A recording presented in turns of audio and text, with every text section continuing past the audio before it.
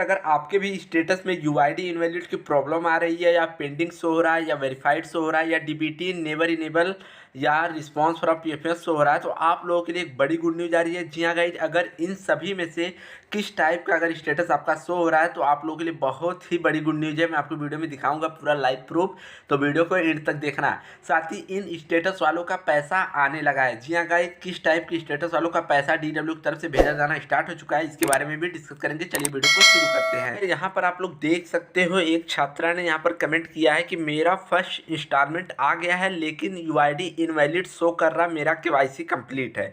इनका कहना है कि इनका केवाईसी कंप्लीट है, इनकी फर्स्ट इंस्टॉलमेंट भी आ चुकी है और इनका स्टेटस यूआईडी इनवैलिड शो कर रहा है। तो देखिए, मैंने इनसे इनका स्टेटस मांगा है, तो यहाँ पर मैं स्टेटस दिखा देता हूँ। ये उन सभी छात्रों के लिए बड़ी गुड न्यूज़ है जो बहुत दिनों से, जब से स्टेटस शुरू हुआ है तब से परेशान है वो लोग कि सर मेरा beneficiary created based on account but UID is invalid show कर रहा है, तो मैं क्या करूं।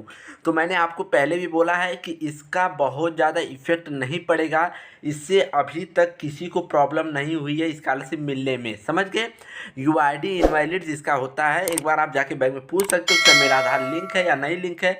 लिंक नहीं है तो करा लो, अगर लिंक है पहले से तो कोई दिक्कत की बात नहीं होती, स्कॉलरशिप आ जाती है। यहाँ पर आपके सामने प्रूफ है, यहाँ पर देख लो स्कॉलरशिप। अब ये सोचो आप कि स्कॉलरशिप आप RS 3600 एंड फीस रिवर्समेंट आप 20,000 disburse in your Aadhaar based account और बैंक अकाउंट, इनका जो 20,000 रुपये और 3,600 रुपये ये इनके अकाउंट में क्रेडिट हुआ है, जिसको ये फर्स्ट इंस्टॉलमेंट बोल रही हैं।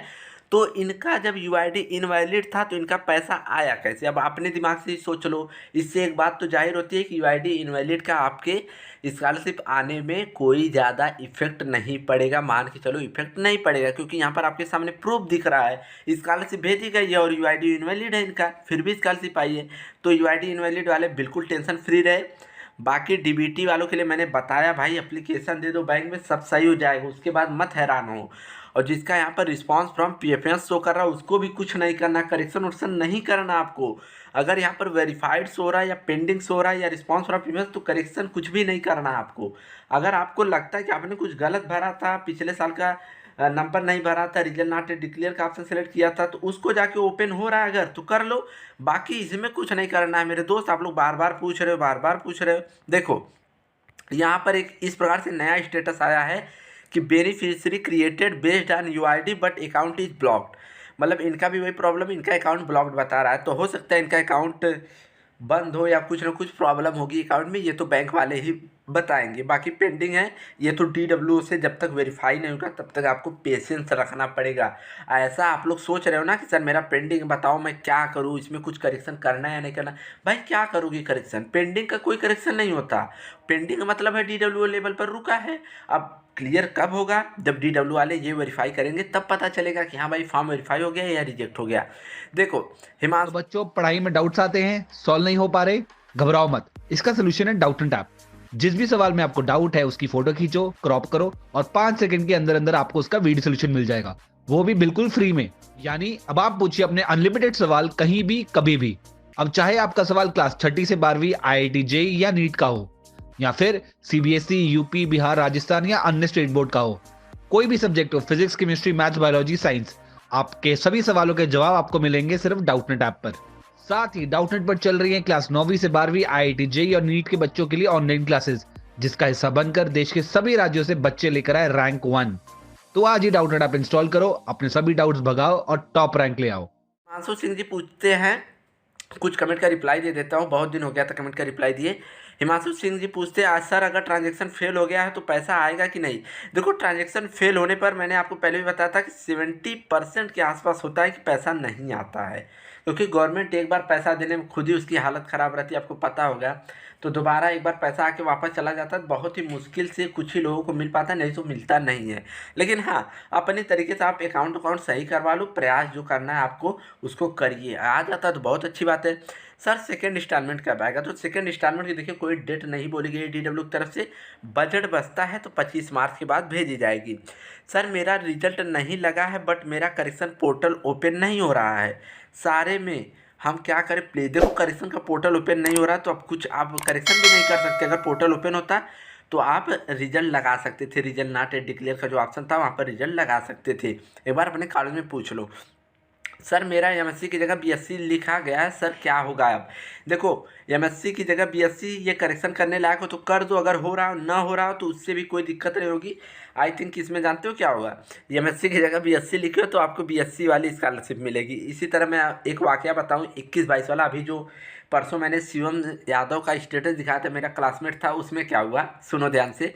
उसका बी फार्मा थर्ड ईयर, जैसे हम लोगों के साथ में पढ़ रहा है, बी फार्म थर्ड ईयर उनका था।